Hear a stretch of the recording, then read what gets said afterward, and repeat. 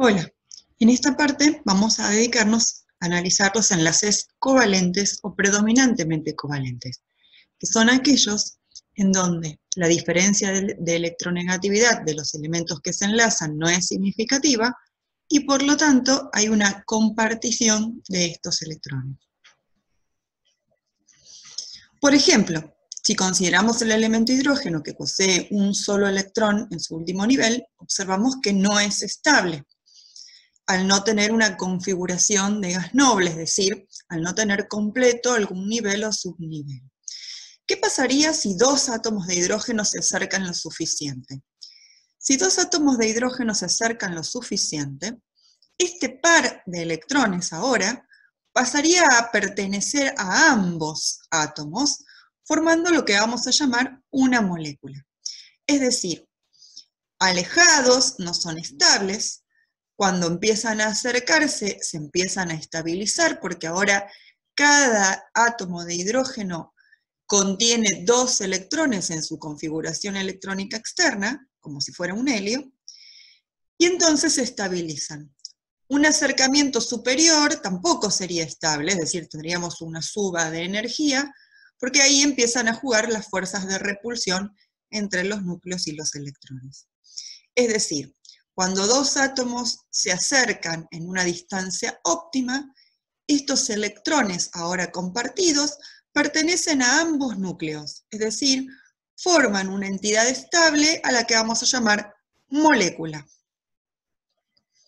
Para poder entender cómo los demás elementos pueden estabilizarse al compartir electrones, vamos a utilizar una representación que es la representación de Lewis. Es decir, para indicar cuántos electrones tenemos en el último nivel, es decir, aquellos niveles que están incompletos para cada uno de los elementos de la tabla periódica, podemos usar esta simbología. Es decir, vamos a representar con su símbolo químico al núcleo más los electrones internos en cada elemento. Y luego, mediante puntos, vamos a representar los electrones del último nivel, es decir, de la configuración electrónica externa, ¿sí? Los que antiguamente se llamaban electrones de valencia. Entonces, vamos a poder definir muy simplemente si un elemento pertenece al grupo 1, en ese sentido, va a tener un último electrón en el último nivel. O si pertenece al grupo 16, o antiguamente llamado grupo 6, tiene 6 electrones. La simbología indica que los tenemos que ubicar alrededor del símbolo de a pares, como si estuvieran completando algún orbital. Recuerden que cada orbital, ya sea del grupo S, del tipo S o del tipo P, entran hasta 2 orbitales. ¿Cómo hacemos o cómo podemos pensar cómo se pueden unir los elementos a partir de compartir electrones y volverse estables? Bueno, lo que vamos a hacer es utilizar esta representación de Lewis. Por ejemplo, si tuviéramos que ver cómo se enlaza el hidrógeno con el cloro, diríamos que tenemos un electrón que proviene del hidrógeno más 7 electrones que provienen del cloro, es decir, 8 electrones en total. Eso nos da 4 pares. ¿Cómo podemos hacer para ver cómo se estabilizan? Vamos a dibujar los símbolos químicos y vamos a poner electrones compartidos de a pares. Como tenemos 4 pares, ponemos un par compartiendo entre el cloro y el hidrógeno. En este caso el hidrógeno ya está estabilizado, con lo cual los otros pares deberían usarse para estabilizar al cloro, que necesita 8 electrones a su alrededor. Muy bien, vamos a ensayar algunas más.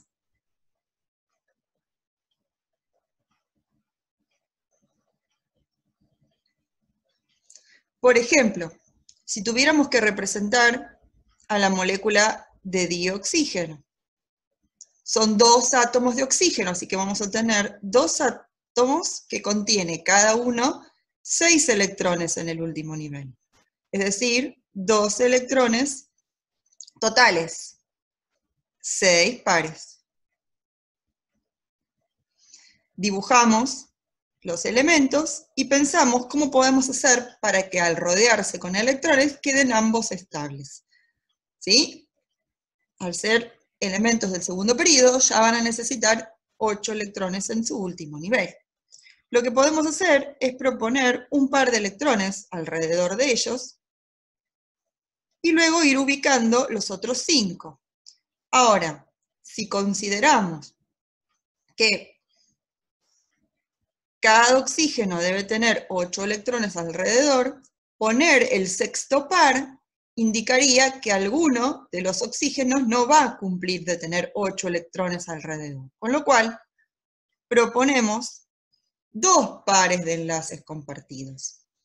Esto se llama un enlace covalente doble y a veces se representa con esta simbología, es decir, cada par de electrones compartidos es una barrita que seguramente ustedes la habrán visto en algún lado. Vamos a hacer una más.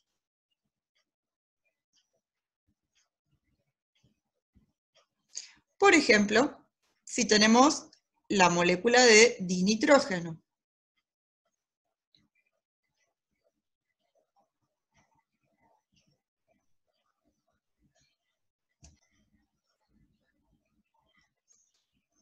En la molécula de dinitrógeno tenemos 2 átomos con 5 electrones cada uno. Es decir, 10 electrones en total, por lo tanto, 5 pares. Escribimos los símbolos y tratamos de pensar cómo se podrían unir. Por supuesto que siempre tiene que haber un par que los una. Ponemos los demás y nos damos cuenta de que son pocos 5 pares, que cada nitrógeno debería estar rodeado por 8 electrones. Por lo tanto, vamos a proponer un enlace covalente triple, es decir, que los nitrógenos compartan 13 pares de electrones. Esta multiplicidad es la máxima, es decir, lo máximo que pueden compartir 2 átomos son 3 pares de electrones, es decir, 6 electrones en total. ¿Qué pasa cuando tenemos moléculas que son superiores a diatómicas, es decir, poliatómicas? Por ejemplo, vamos a pensar en un anión, por ejemplo, el anión nitrito. En este caso, fíjense, vamos a tener 5 electrones del nitrógeno. Vamos a tener 2 veces 6 electrones por el oxígeno, pero también tenemos un electrón extra que tiene que ver con el anión nitrito, es decir, tenemos un total de 18 electrones, es decir, 9 pares. En este caso, lo que conviene hacer es poner el elemento que está en menor proporción en el centro, los oxígenos alrededor. Y como tenemos un anión, vamos a tener que indicar que hay un electrón extra, ¿sí?, que genera este anión. Este anión se estabilizó al aceptar un electrón, por ejemplo, de algún metal. Muy bien, ahora lo que tenemos que hacer es ir probando diferentes modos de compartir pares de electrones, recuerden que tenemos 9, hasta que los 3 elementos queden estabilizados. Por ejemplo,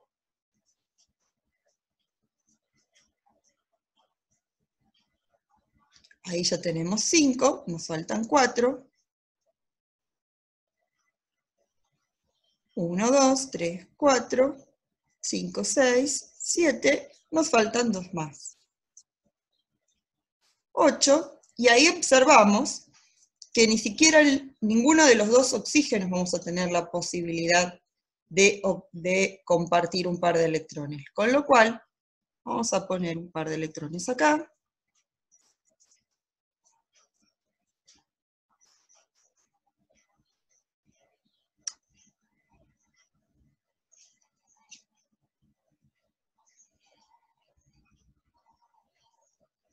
Y vamos a poner un par de electrones acá. ¿Por qué? Porque si pondríamos un nuevo enlace doble con el nitrógeno, estaríamos superando el número de electrones alrededor del nitrógeno. Ahora, en este caso, ¿por qué el nitrógeno se combina en un enlace covalente doble con el oxígeno y un enlace simple con uno de los oxígenos? No hay diferencia entre los oxígenos, así que lo que tendríamos que hacer es proponer una estructura idéntica en donde el doble enlace se genera con el otro oxígeno. Es decir, vamos a tener dos estructuras idénticas en el cual el nitrógeno puede modificar su doble enlace hacia un oxígeno u otro oxígeno. Esto se conoce como resonancia. Vamos a repasar algunas reglas para poder representar correctamente las representaciones de Lewis. Entonces, una estructura de Lewis es una manera sencilla de poder describir las uniones cuando yo tengo una especie química que está formada por átomos que tienen electronegatividad similar.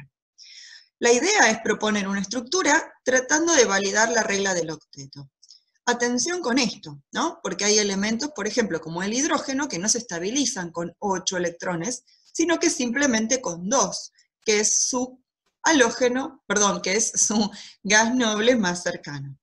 Bien, la idea además es ir probando diferentes estructuras, prueba de error, hasta que encontremos aquellas que, si bien cumplen la regla del octeto, son más estables.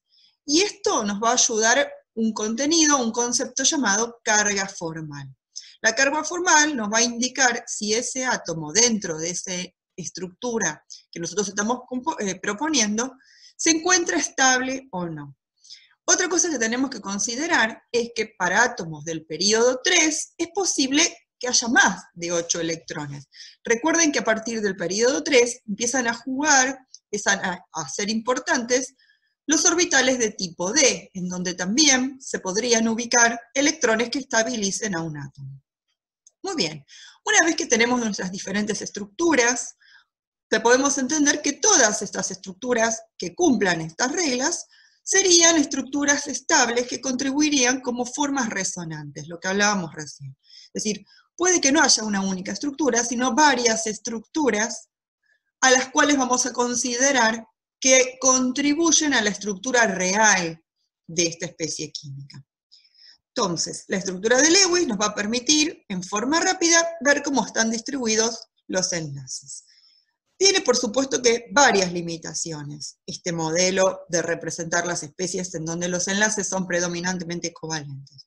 Por ejemplo, no puedo explicar propiedades físicas como el paramagnetismo de algunas sustancias, vamos a estudiar qué es eso más adelante, y también recuerden que estamos pensando que los átomos se estabilizan al completar niveles con electrones, niveles diseñados o exactos específicamente para átomos hidrogenoides. Es decir, este modelo tiene sus fallas, tiene sus teorías ad hoc, en el sentido de que estamos tratando de aproximar estructuras con orbitales diseñados para átomos que tienen un solo electrón.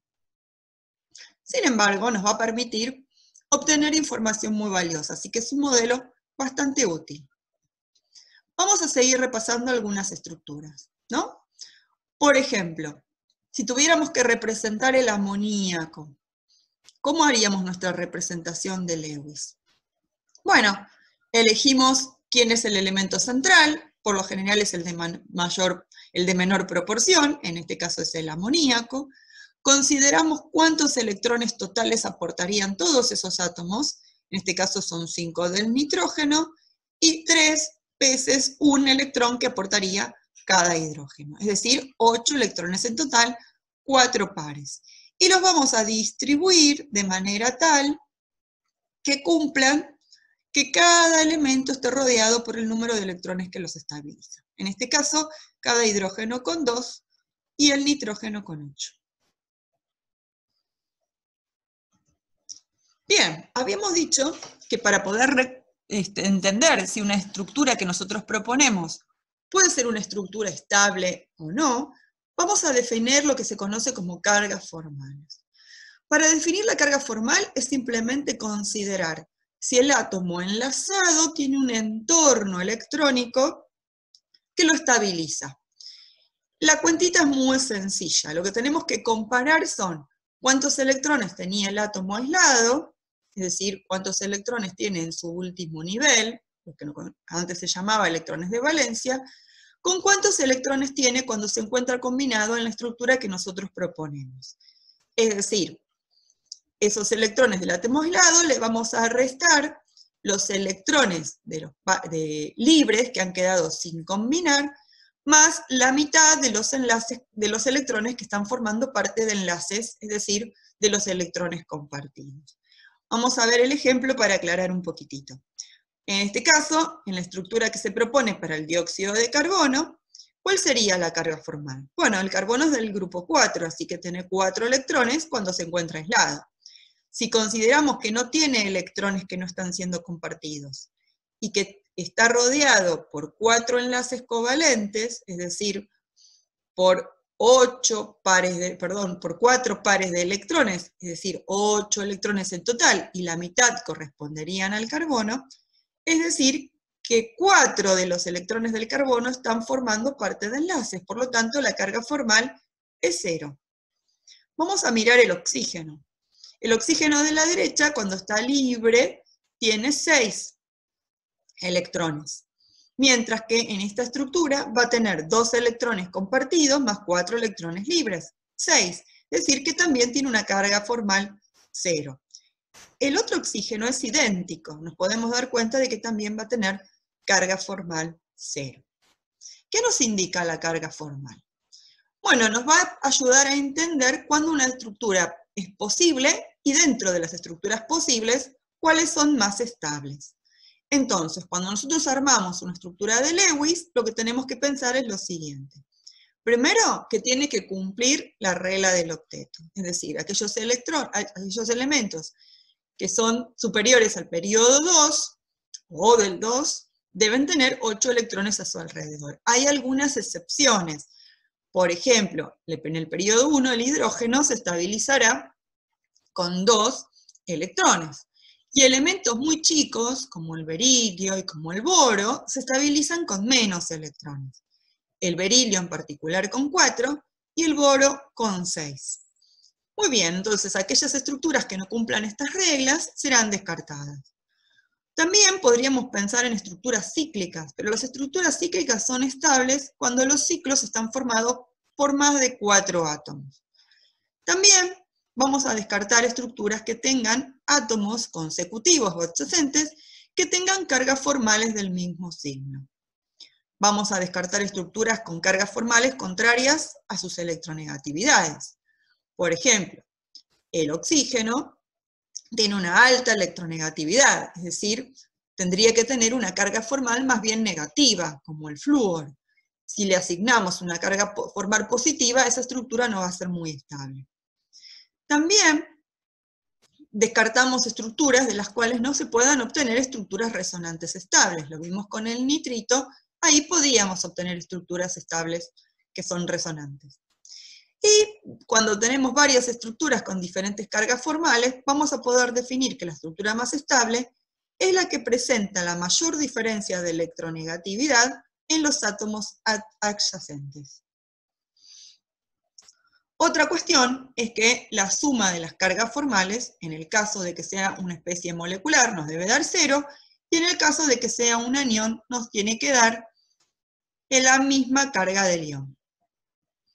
Vamos a ver, por ejemplo, cómo representaríamos el sulfato, este anión, de forma estable.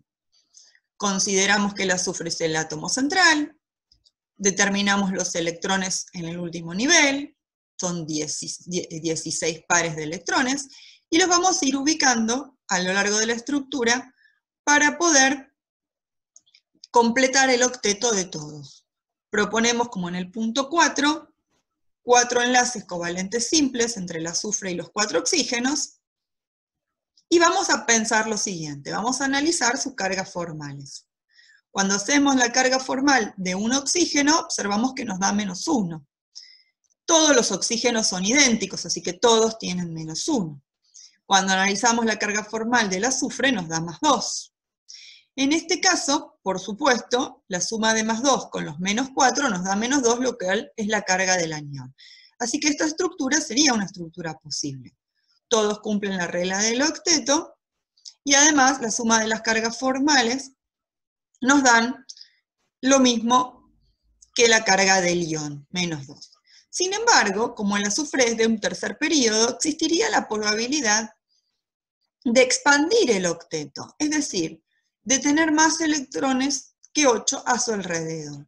Con lo cual podemos empezar a proponer otras estructuras, en donde haya dobles enlaces, por ejemplo, entre el azufre y los oxígenos, como ven hacia la derecha. Si ustedes calculan las cargas formales en esta nueva estructura, aquella que tiene dos dobles enlaces con el azufre y los oxígenos, verán que las cargas formales se minimizan. Es decir, aquellas estructuras que tengan el mínimo valor de la carga formal, y cumpliendo todo lo anterior, será la más estable. Por supuesto que esto es prueba y error, hay que dibujar mucho.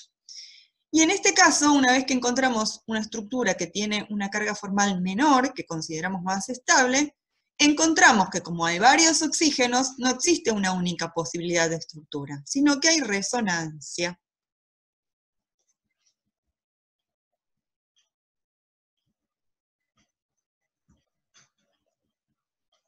Bien, acá vemos otros ejemplos de estructuras complejas en donde hay expansión de octeto. Por ejemplo, para el yodo, en donde tenemos un tercer periodo o más, también es posible rodearse, y en este caso, de 12 electrones. Fíjense, un compuesto extraño entre el xenón y el flúor, ¿sí? El xenón es un gas noble, bueno, puede formar compuestos con elementos muy electronegativos, como el flúor, en donde también se ve rodeado de más de 8 electrones. Bien, como veíamos anterior, existe la posibilidad de generar estructuras resonantes. Acá de nuevo les damos ejemplos de cómo se pueden generar estructuras resonantes cuando, por ejemplo, el entorno es idéntico.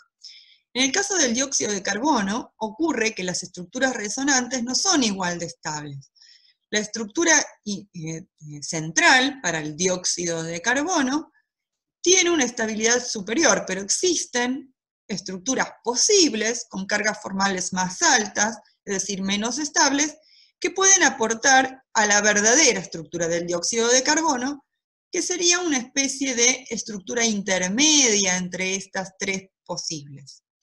Para el nitrito, lo habíamos dibujado, existen dos posibles estructuras resonantes de idéntica estabilidad. Si calculamos las cargas formales, nos van a dar igual. Lo mismo para la estructura de abajo, en donde tenemos el carbono enlazado a 3 oxígenos, el carbonato, con 2 cargas negativas, y también vemos la posibilidad de tener estructuras resonantes. A veces, para identificar estructuras resonantes de equivalente estabilidad, observen que el carbono puede generar un doble enlace con el oxígeno de arriba, el de la izquierda y el de la derecha, pero las tres estructuras son idénticas en estabilidad. Si calculo las cargas formales me van a dar igual.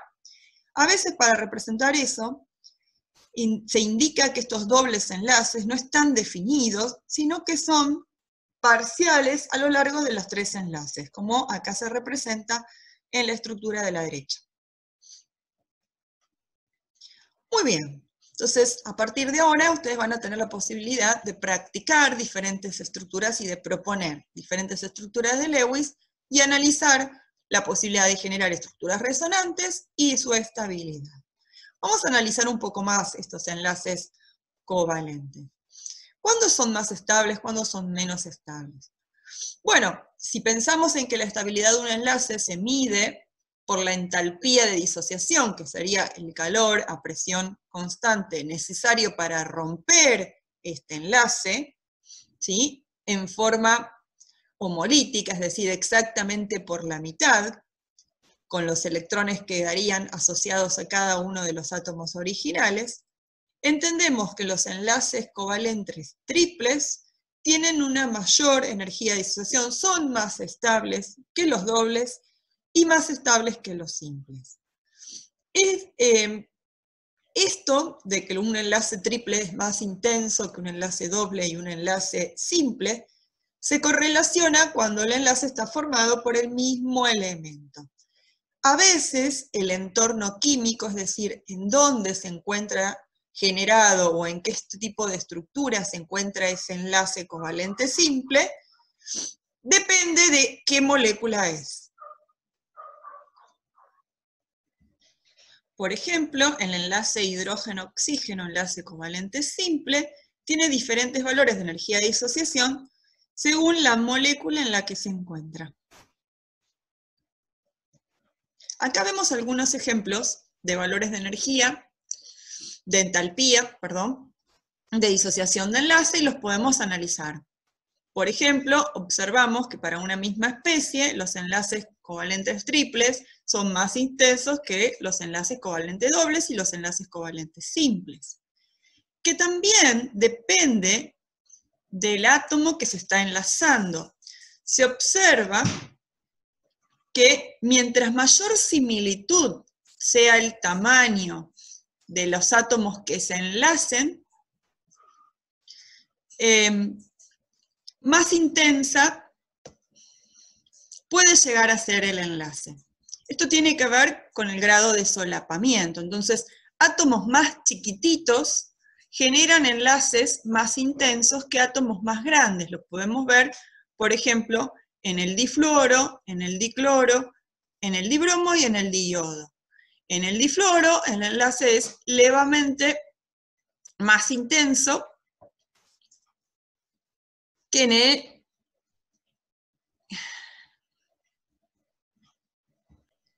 Acá tenemos diferentes valores de entalpía de disociación de moléculas diatómicas y también de entalpías de disociación de diferentes enlaces covalentes promediados al entorno químico en donde podrían llegar a estar, es decir, en la segunda columna. Pueden observar ciertas tendencias que se dan en cuanto a la mayor estabilidad de enlaces triples con respecto a los enlaces dobles, con respecto a los enlaces simples. El tener una multiplicidad mayor en los enlaces también indica una menor distancia entre los átomos. Para poder compartir mayor número de electrones, los átomos deben acercarse más. Entonces, en general, los enlaces simples son más largos que los enlaces dobles y estos más largos que los triples. Ahí tenemos diferentes valores donde podemos ir observando esta tendencia. También dependerá del entorno químico. Muy bien, una vez que determinamos la estructura de la especie química a partir de los enlaces covalentes que se generan, que permiten estabilizar los átomos, podemos aplicar esta estructura de Lewis generada para estudiar algo muy interesante que es la geometría que va a tener esta especie química. Y esta geometría va a estar determinada a partir de lo que se conoce como la teoría Treper, que es la teoría de las repulsiones entre los pares electrónicos de valencia. Es una teoría que indica que si nosotros nos situamos sobre un átomo que vamos a denominar el átomo central, podemos ver alrededor de ese átomo central pares de electrones, ya sea libres, o sea, no compartidos, o compartidos. Y que estas nubes electrónicas, estas entidades electrónicas, tienen una densidad negativa porque están formadas por electrones. Y por lo tanto, se repelen entre sí. Es decir, que la forma a la cual la especie va a adoptar va a ser aquella en donde estas nubes, estos pares de electrones, ya sean libres o compartidos, se encuentren lo más lejos posible uno de los otros. También hay que tener en cuenta que esta teoría indica que es indiferente si el par de electrones es simple, si el enlace es simple, doble o triple, es decir, se considera una sola región negativa, pero que además tenemos que tener en cuenta de que si hay un par de electrones que es libre, como ese par de electrones está sujeto a un solo núcleo, ocupa un volumen diferente del espacio, generando una mayor repulsión. Vamos a ver algunos ejemplos de geometrías que podríamos pensar a partir de las configuraciones o de las representaciones de Lewis que obtenemos. Por ejemplo, si tenemos un solo átomo central y tenemos dos pares de electrones utilizándose como enlaces covalentes, o tenemos dos enlaces, ya sean simples, dobles o triples, entonces la geometría será lineal. Muy bien, cuando el átomo central posee tres pares de electrones compartidos, o tres enlaces, o dos enlaces y un par de electrones libres, la geometría se conoce como geometría triangular plana o trigonal. Y en este caso, como el par de electrones libres no se puede observar, porque nosotros observamos exclusivamente los núcleos, a la geometría derivada la llamamos angular. Cuando el átomo central está rodeado por cuatro enlaces, adquiere una configuración o una geometría denominada tetraédrica. En el caso de que sean tres enlaces y un par de electrones libres, se llamará trigonal o piramidal, y en el caso de que sean dos pares libres, será angular. Observen que los valores de los ángulos son diferentes en cada estructura. Cuando el átomo central está enlazado a 5 enlaces, se llama bipirámide trigonal.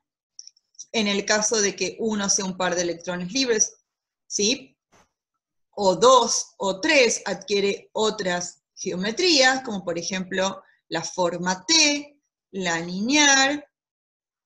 Y en el caso de que tenga 6 pares de electrones o 6 enlaces, entonces será octaédrica, cuadrada plana, bipirámide de base cuadrada, forma T o también lineal.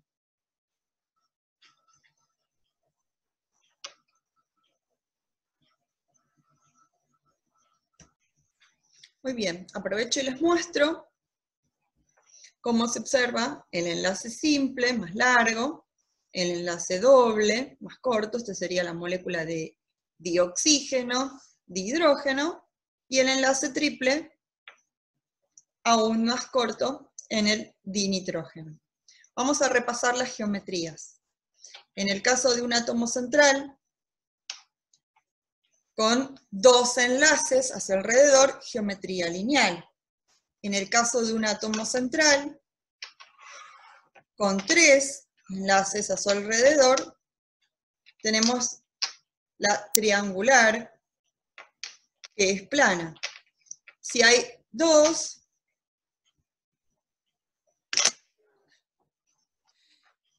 que son pares de electrones, hay un par de electrones libres y dos que son enlaces, en ese caso es angular. Cuando tenemos 4, tenemos un tetraedro. El tetraedro tiene esta geometría en donde hay 109 en cada uno de sus ángulos. Si no observáramos uno de los enlaces, veríamos la piramidal.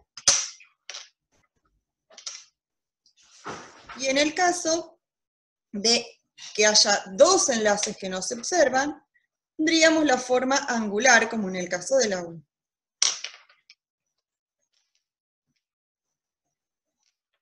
Cuando tenemos 5 alrededor, tenemos esta bipirámide,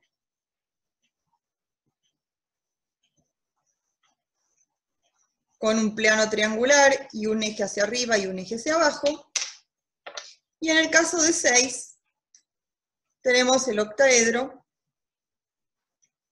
tiene 8 caras, en donde aparecen las geometrías derivadas que tienen que ver con la bipirámide, que se llama también bipirámide de base cuadrada, con la pirámide de base cuadrada, las formas T, o en este caso la forma silla de montaje.